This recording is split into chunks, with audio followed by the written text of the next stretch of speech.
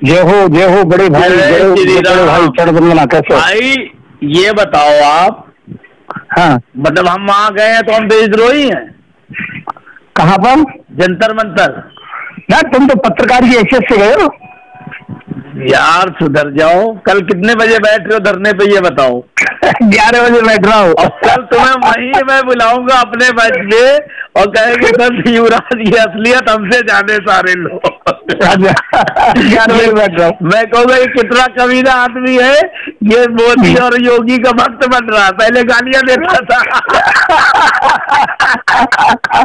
समझ लो, कल हम तो बुला रहे थे, तुम नहीं आए, अब तुम कल पहुंचोगे, मैं वहीं पहुंचूंगा।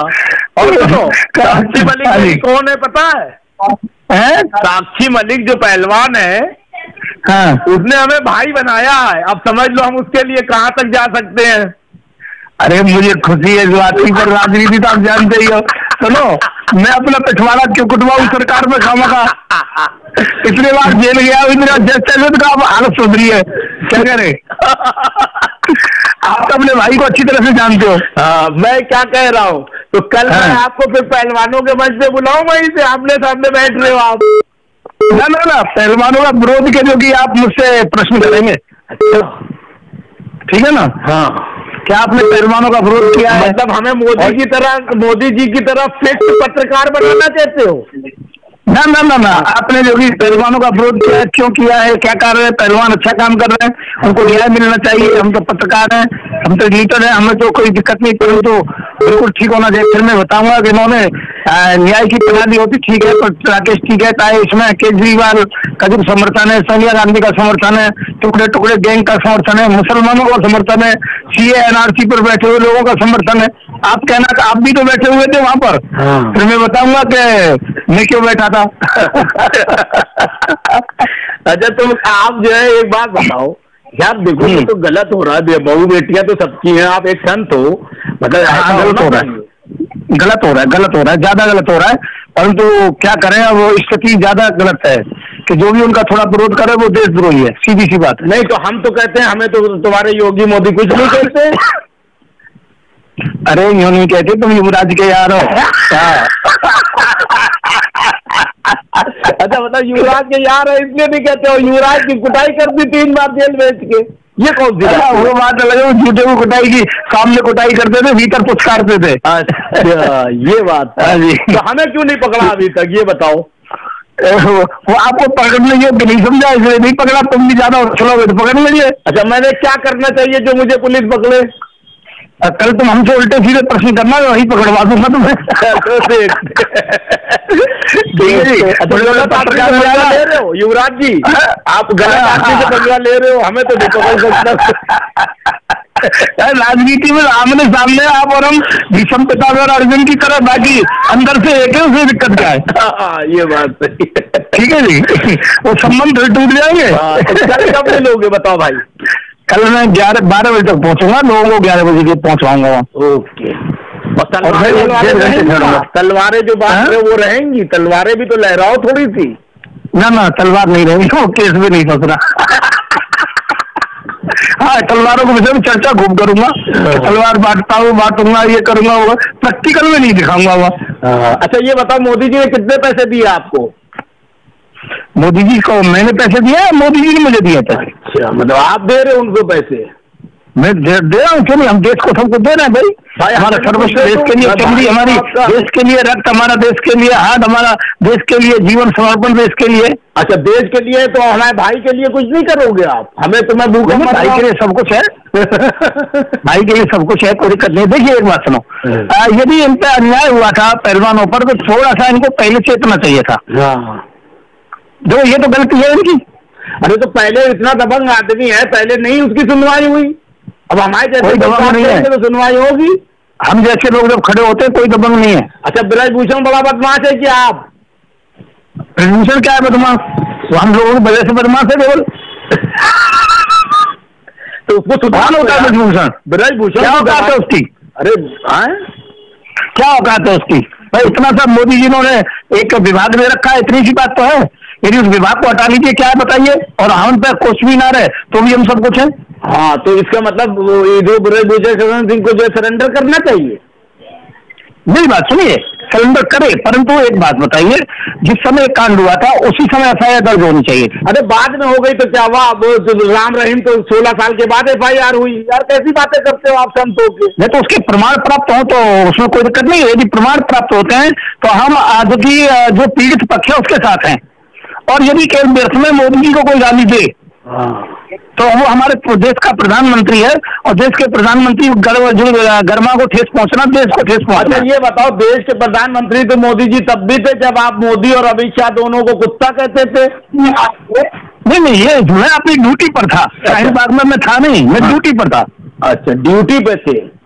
ड्यूटी पर था, और ड्यूटी पर मेरे जैसे लगभग वहां पर 2500 लोग थे। अच्छा, अब किस विभाग में था ये तो नहीं बताऊंगा, परंतु मैं किसी ड्यूटी पर था, मैं ओपन था, मेरे पीछे सब 2500 लोग थे, जो लोग अच्छी प्रकार से ड्यूटी अपनी निभा रहे थे।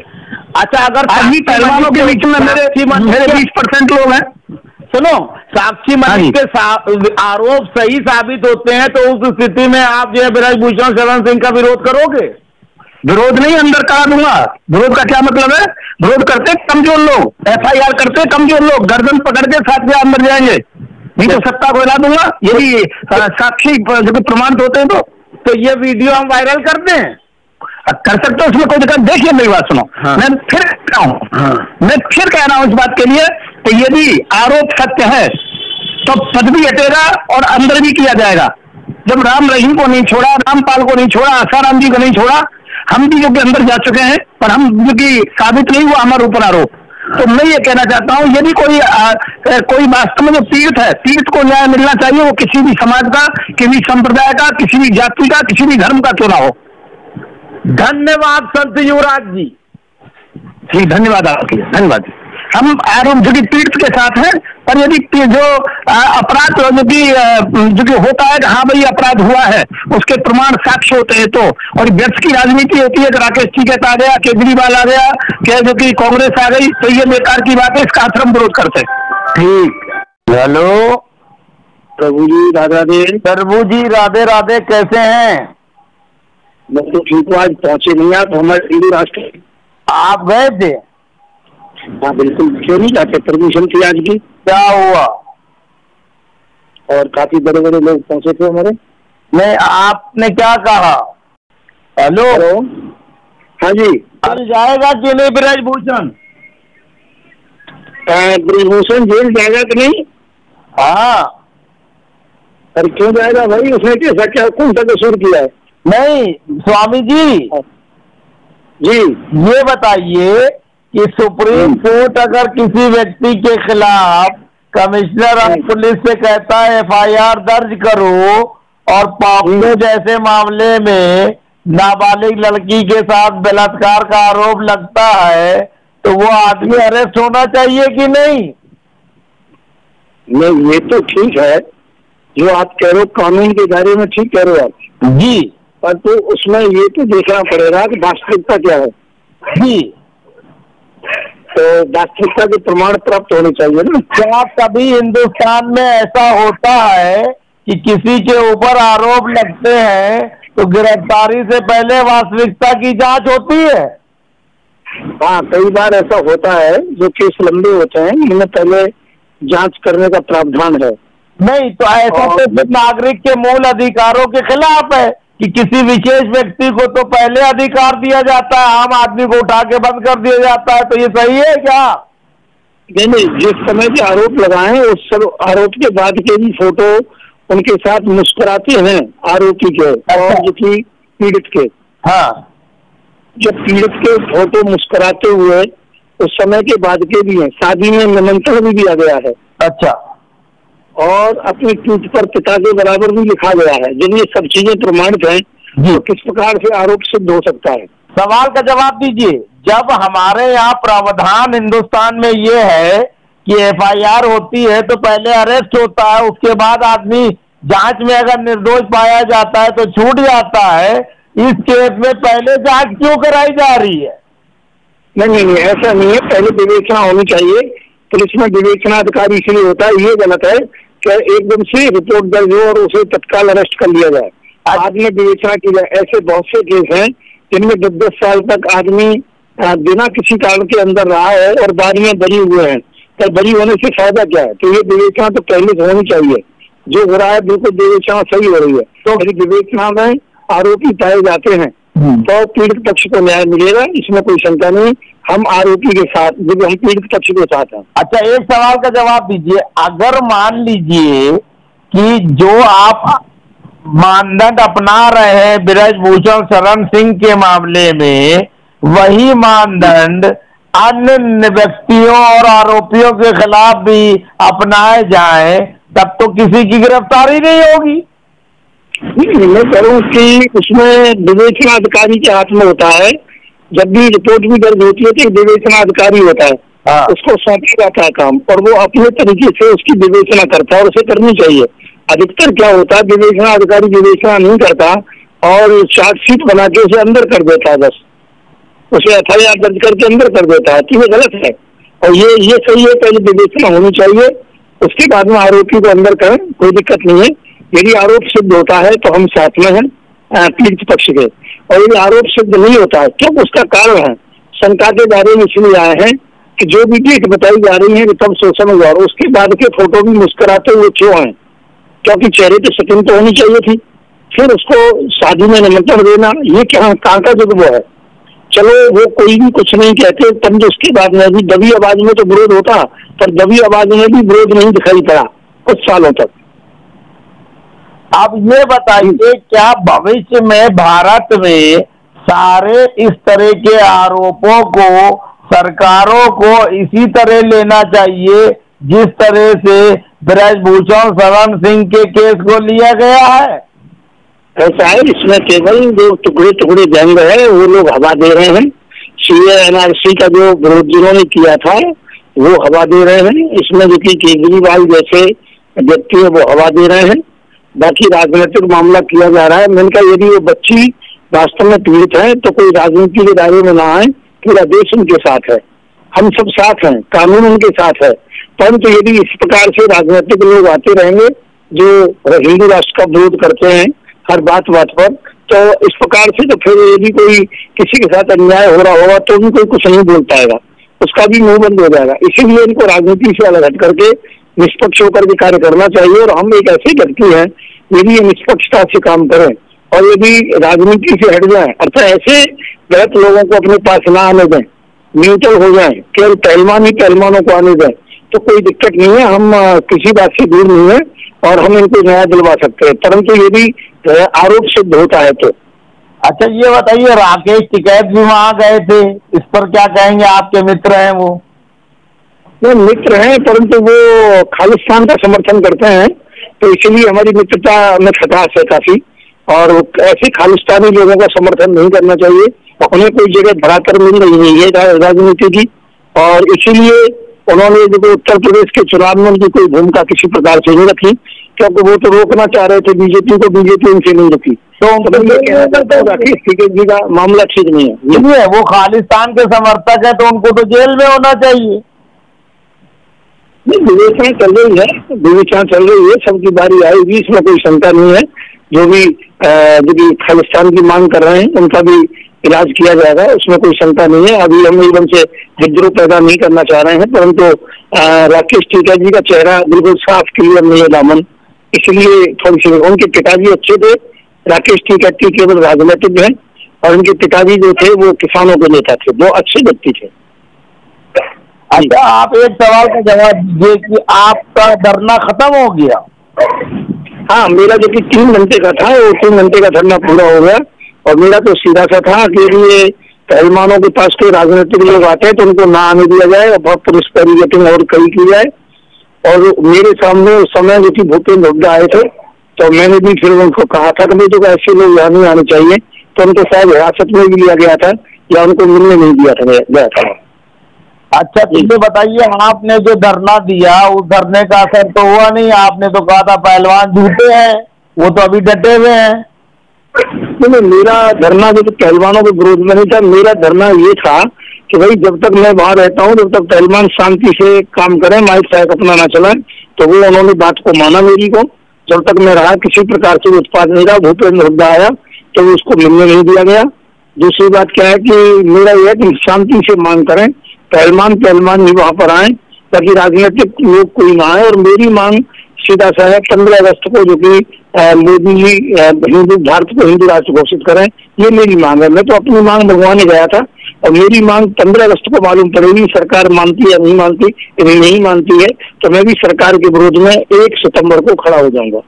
आप इतने कम समय के लिए धरना आपने क्यों दिया? आप डरते हैं क्या पुलिस से? नहीं, ये सांकेतिक धरना है। इसमें केवल मैंने सूचना दी है उनको कि मैं ये इसके लिए आया हूँ कि 15 अगस्त को आप वो कीजिए। हाँ, यदि 15 अगस्त को हिंदू राष्ट्र घोषित नहीं होता है तो 1 सितंबर से जो कि पूरा राष्ट्रव्यापक आंदोलन होगा और उस आंदोलन में देरी तक यहाँ बैठने का प्रावधान है। अच्छा, आप ये बताइए, आपको बजरंग दल विश्व हिंदू परिषद का समर्थन है कि नहीं है? मुझे जितने भी हिंदूवादी संगठन है सबका समर्थन है। तो आप सिर्फ हिंदूवादी संगठनों का समर्थन लेके हिंदू राष्ट्र बनाएंगे कि सारे भारतवासियों का समर्थन लेके राष्ट्र बनाएंगे?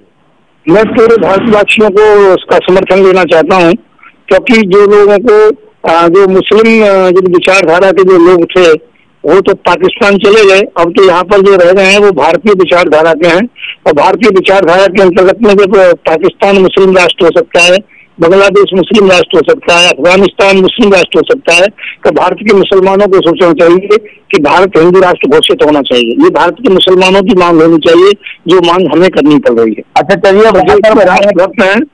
जो राष्ट्रभक्त हैं वो तो जो है मेरे साथ खड़े होंगे और जो मेरे साथ खड़े नहीं होंगे उनका इलाज करना हम अच्छी प्रकार से जानते हैं, अतीक की भांति। अच्छा, अतीक की भांति इलाज करेंगे आप? नहीं, मैंने तो कह दिया है, अब इसको आप आगे कितना भी ले जाइए। परंतु मैं ये कहना चाहता हूँ कि जो देशद्रोही हो, गद्दार हो और जो देश के हित की बात ना करता हो तो उसका तो अतीत की भांति ही उसका इलाज होना चाहिए। कोई दिक्कत। देशद्रोही और गद्दार की परिभाषा क्या है? देशद्रोह की सीधा सा है, हमारा जो संस्कृति है, हमारा देश है, हमारी जो आज यदि सदैव से स्थिति है, देखिए लुटेरे आए थे, उन्होंने बहन बेटियों से बलात्कार किया था, वो यदि संतान यहाँ पर छोड़ गए। अब उन्होंने कभी बांग्लादेश ले लिया, कभी अफगानिस्तान ले लिया, कभी पाकिस्तान ले लिया। अब इसमें भी गजवा हिंद की चर्चा करते हैं। जो गजवा हिंद की चर्चा करते हैं, गजवा हिंद का समर्थन करते हैं, वो लोग गद्दार हैं। आपकी संस्कृति क्या है? हमारी संस्कृति सनातन धर्म है। सनातन धर्म की परिभाषा क्या है? जो सदा से चलाया है और जो सत्यता के रास्ते पर चलता है, शांति के रास्ते पर चलता है, अहिंसा के मार्ग पर चलता है। आप तलवारें बांटते हैं तो आप सनातनी कैसे हो गए? मैं ये कहना चाहता हूँ, देवी माँ हमारी सनातन की शक्ति पूजा की जो कि प्रतीक चिन्ह है और देवी माँ के हाथ में तलवार होती है, इसलिए मैं पूरे देश में तलवार बांटता हूँ। मान्यवर भगवान शिव तो कहते हैं मैं दानव मानव सबका हूँ, तो आप तलवार ही क्यों बांटते हो, ये बताओ। देवी माँ की बात कर रहा हूँ। जो देवी के भक्त है केवल उनको तलवार बांटते, जो शंकर के भक्त है उनको त्रिशूल देते हैं हम लोग, राम जी के भक्त है उनको धनुष्मान देते हैं, हनुमान जी के भक्त है उनको गदा देते हैं हम लोग, और जो देवी माँ के भक्त हैं तो उनको हम तलवार देते हैं। और ये तलवार जो है लगभग 3-3.25 फुट की होती है, 1 किलो की होती है, रेलवे लाइन की होती है, बड़ी मजबूत होती है। और ये नवदुर्गा में इनकी धार भी लगाई जाती है, एक ही झटके में नरियल को काट दें, ऐसी तलवार होती है। 1250 रुपए की तलवार हम उनके घर पहुंचाते हैं और उसका हिंदू सेना लाइसेंस भी देती है। अच्छा ये बताइए, हिंदू सेना को लाइसेंस जारी करने का अधिकार किसने दिया? धर्म के हिसाब से है, हम अपने धर्म की बातें उसमें है। केवल जो शरीयत कानून हो सकता है तो हिंदू सेना का भी अपना निजी कानून हो सकता है। नहीं, हम आपसे तलवार के बारे में पूछ रहे हैं। तलवार हमारे धर्म का मामला है, न कि ये संविधान का मामला है। संविधान से इसका कोई संबंध नहीं है। रामलीला में हमारे हाथ में तलवार होती है, दूल्हे जब हमारे घर से जाता है शादी करने के लिए तलवार उसके हाथ में होती है। नवदुर्गा में देवी माँ की पूजा की जाती है। और यदि लड़का हमारा फौज में हो या विदेश में हो और उस समय यदि उसकी शादी का मुहूर्त आ गया हो तो उस समय तलवार के साथ फेरे डाल करके बहू को भी हम घर में ले आते हैं। तलवार हमारा पैतृक चिन्ह है। जिस हिंदू के घर में तलवार नहीं वो हिंदू नहीं। तो इसका मतलब ये माना जाए कि जो है 135 करोड़ के देश में अगर 110 करोड़ जो है हिंदू भाई हैं तो हर घर में तलवार होना चाहिए। बिल्कुल होनी चाहिए, धार्मिक तलवार होनी चाहिए। और मुसलमानों के घर में जो तलवार है उनको छीन लेना चाहिए कि मुसलमानों का धर्म तलवार से बड़ा है। उन्होंने केवल तलवार खोदने के काम के लिए तलवार को लिया है और धर्म को नष्ट करने, हिंदू धर्म को नष्ट करने के लिए, अपने धर्म को बढ़ावा करने के लिए तलवार का मिसयूज किया है। तो मुसलमान के हाथ में यदि छुरा या तलवार हो, उनको छीन लेना चाहिए, सरकार को जेल में डाल देना चाहिए, और जिस हिंदू के घर में तलवार ना हो उस हिंदू को जेल में डाल देना चाहिए। तो इसका मतलब यह है कि 110 करोड़ लोगों को आप तलवार बेचेंगे तो आप कितने अरब रुपए कमाएंगे? नहीं, एक पैसा नहीं कमाएंगे हम, इसमें कोई नो प्रॉफिट नो लॉस। नहीं, आप मेरे सवाल का जवाब दीजिए। मेरे पूरे हिंदुओं को आप तलवार देंगे और 1250 रुपए की तलवार है, तो आप कितना पैसा इकट्ठा करेंगे और उसका क्या करेंगे? मेरा मतलब ये नहीं है कि कहीं से भी खरीद लाए, लाइसेंस मैं दूंगा। अच्छा, मतलब ये एक पहला जो है हिंदू सेना के अध्यक्ष की हैसियत से आपको स्वयंभू तरीके से ये अधिकार है कि तलवार कोई कहीं से भी आए, लाइसेंस आप दोगे? हाँ बिल्कुल, देखो कोई कहीं से भी खरीदे, कोई दिक्कत नहीं है। और दूसरा क्या है कि इसमें किसी प्रकार से किसी को प्रेशर नहीं है, दबाव नहीं है किसी प्रकार का भी। जी अच्छा, लाइसेंस आप दोगे और वो लाइसेंस की वैधानिकता क्या होगी? वैधानिकता सीधा सा हमारी हिंदू संस्कृति है और हमारे जो भी शास्त्र हैं, जब शरीयत कानून हो सकता है तो हमारा जो कि हिंदुओं का भी कानून हो सकता है। अच्छा, तलवार के विषय देवी माँ की जो उपासना जिस घर में होती है वहाँ तलवार होना बहुत जरूरी है। एकदम सही है, देवी माँ की उपासना के हिसाब से तलवार होना चाहिए, मैंने आपकी बात मान ली। लेकिन उस देवी माँ की उपासना वाली तलवार को रखकर अगर कोई व्यक्ति अनाचार, दुराचार या हत्या करता है तो उस पर आप क्या कहोगे? उसको संविधान के अनुसार जेल में पहुंचाना चाहिए और उसका लाइसेंस हम कैंसिल करेंगे और उसके विरोध में खड़े होंगे। तो तलवार का जो है किस रूप में जो है प्रयोग करने का अधिकार होगा तलवार धारक को? केवल पूजा करने के लिए, पूजा पाठ में जो काम आता है उसके लिए, नारियल काटने के लिए, बस।